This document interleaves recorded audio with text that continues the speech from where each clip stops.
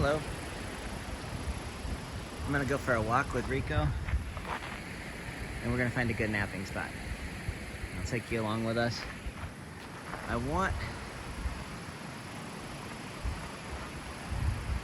There's I don't know if you can see in the picture, there's a little rock ledge up there. At some point I want to go nap up there, but it's kind of steep to get down to it. I don't know if I did get Rico down there, if I'd feel safe with him being on the ledge. He's pretty sure-footed, but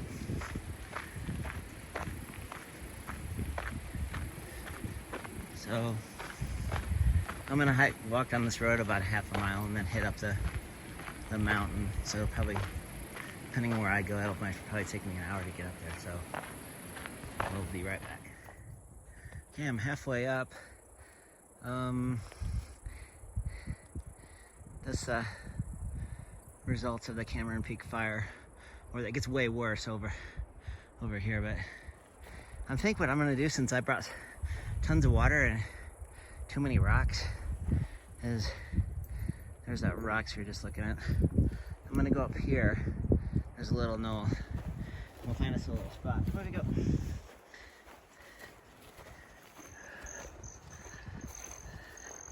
And then after we get rested, I'll give Rico some water, then maybe we'll go higher. I think it'd be kind of cool later this summer to go up Long's Peak and make a Clovis. But I don't like to get up that early, because you gotta start the hike when it's dark and get up there and back before the storms come in. So, you doing okay, buddy? Let me get situated, I'll turn back up. Okay, this is much better. I went down the hill, it should be less windy, so less wind noise. Hopefully this is not too dark. Just walking down, I found a bear had flipped over a nice flat rock, and then I just moved it down a few feet to make us just a low seat. I'm just about on the ground. And an elk bone had been hauled up by somebody who was chewing on it. It looks like it died last year. It's full of cracks.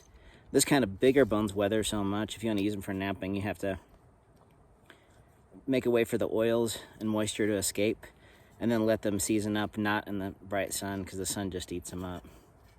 But the ball of this joint, I've napped with them before. It's gonna not last hardly at all, but it's light and it's got a little knob, so it's starting to deteriorate. But we can probably get a few flakes off with it. It's super light and weight forward and cool, so I don't know if we'll be able to do it on this one because it's gonna be weak because of this seam. The seam looks like it's separate from this one, so I think there's a couple different layers. But let's just chip around and see how this bone does.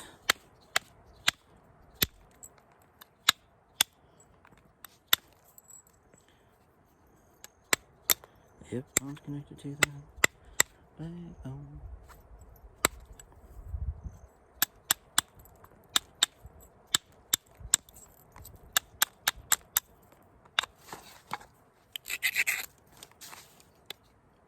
Yep.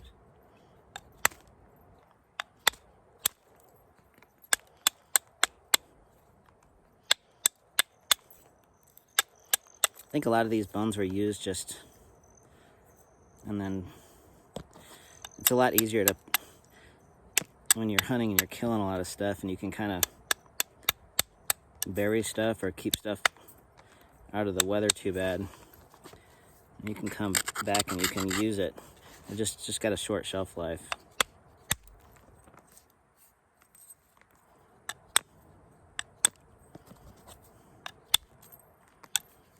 I hope nobody starts selling these on eBay as napping tools now. That and hammerstones.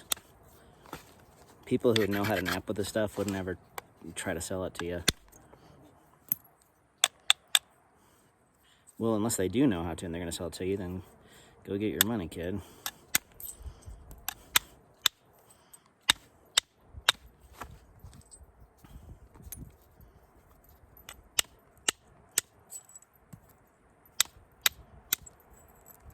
hammerstone nipper in conjunction with a soft hammer tool is necessary. And these lean edges.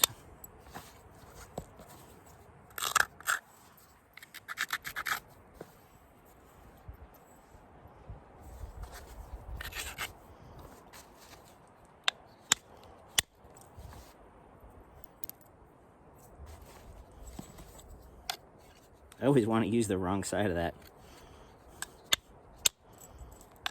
That would not work.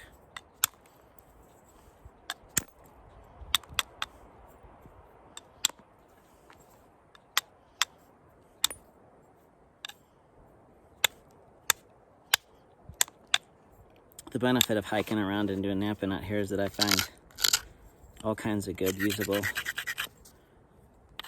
bones.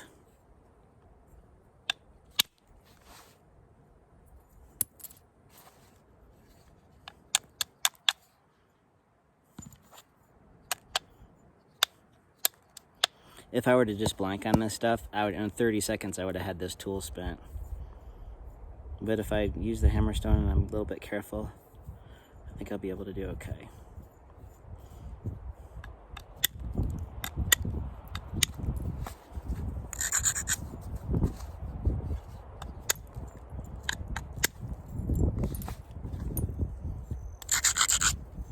These edges, you want to have them be not too heavy, lean and contours and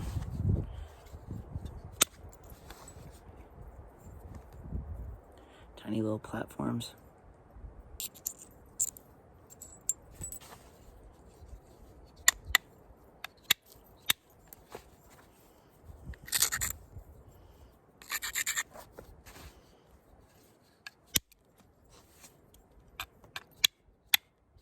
Need the hammerstone nip this square edge.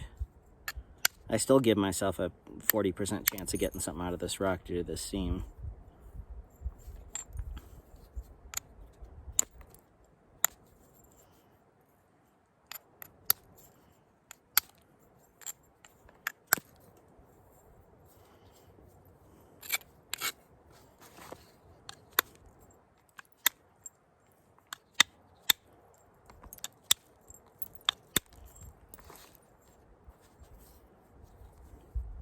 Hope you guys can see. I probably need to scoot up just a little bit. Move my tarp and my rock up.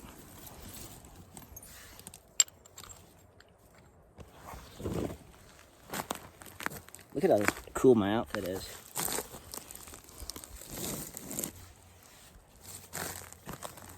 It was so cold yesterday.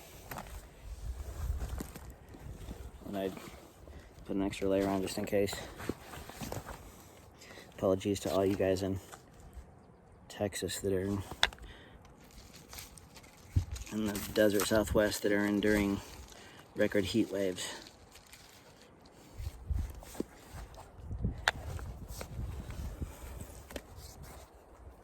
Where's my preform? Oh, there.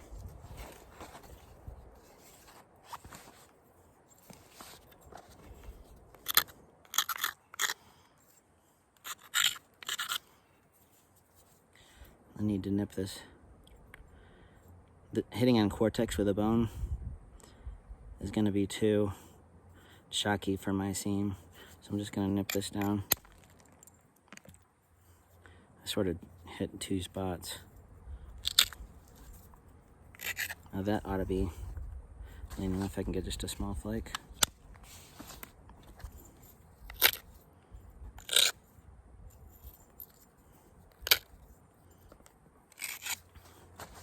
On the right piece of soft shirt, this elk bone would make a really thin wide biface, one or two.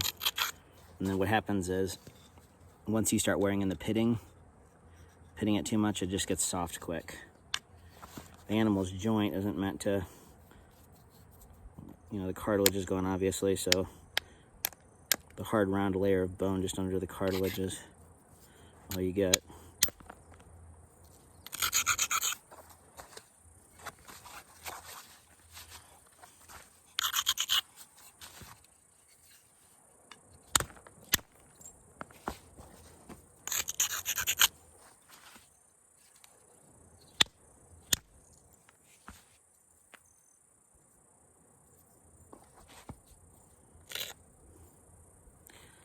see if we can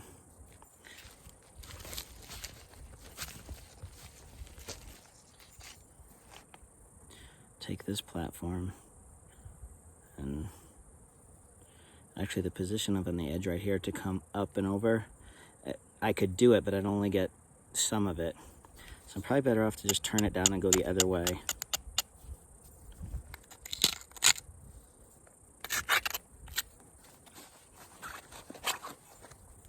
And that'll bring that edge back up.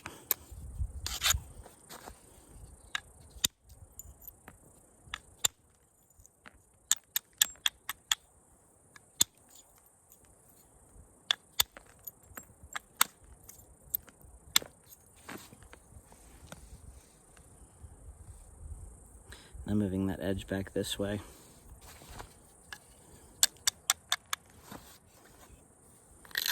I need to come up with cool catchphrases like turn and burn. Speaking of burn, that Cameron Peak fire, that was awful. Some nice trails I used to walk on now are just nothing but death.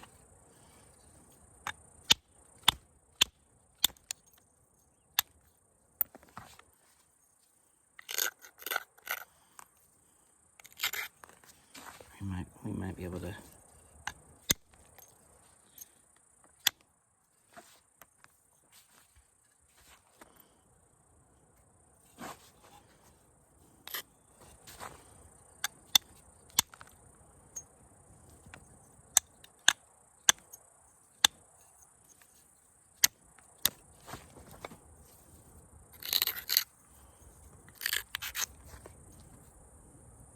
This ought to get a look at some of that seam on this side.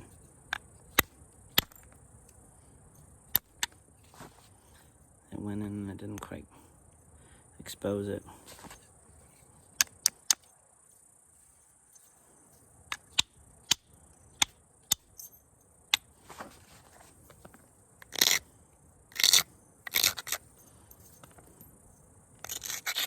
I have to lose a little bit of width and just come on up and try to work into that.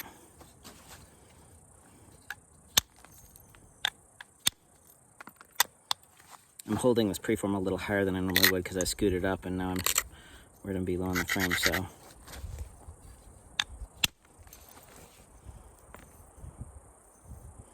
Okay, now we've got a ridge to try to expose the rest of our seam. Lower that part of the platform with a little scrunch.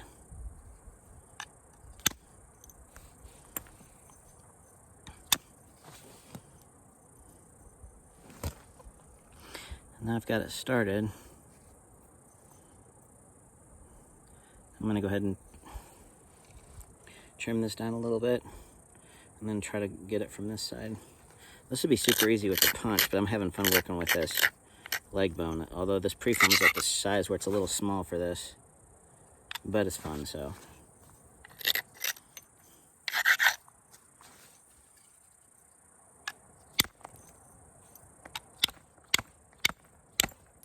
Just need to move over, there we go.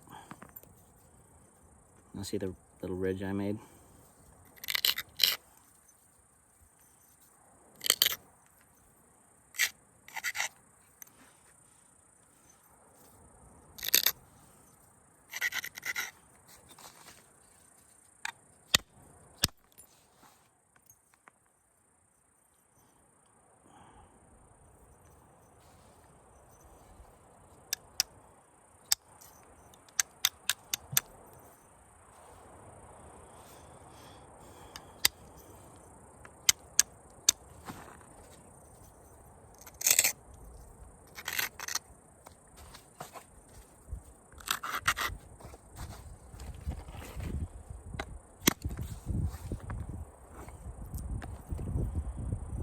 Went right almost to my seam and decided to die short.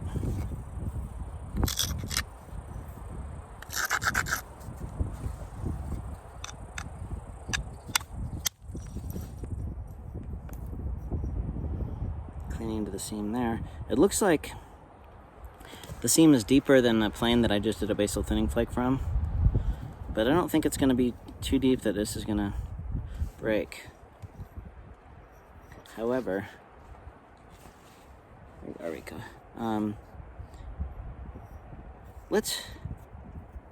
Should I continue doing some percussion with this? I kind of feel like it. So I'm going to set that down and we can punch that. And let's step over to another piece of root here. It looks like it's better quality. Both of these look like they're issue-free and solid. So I'm going to stop the camera, do some hammerstone work, and then get to the point. You guys have seen hammerstone work all the time. I do it ad nauseum. So we'll stop, and then I'll turn it right back on when I've got this set up to start doing some more elk hitting.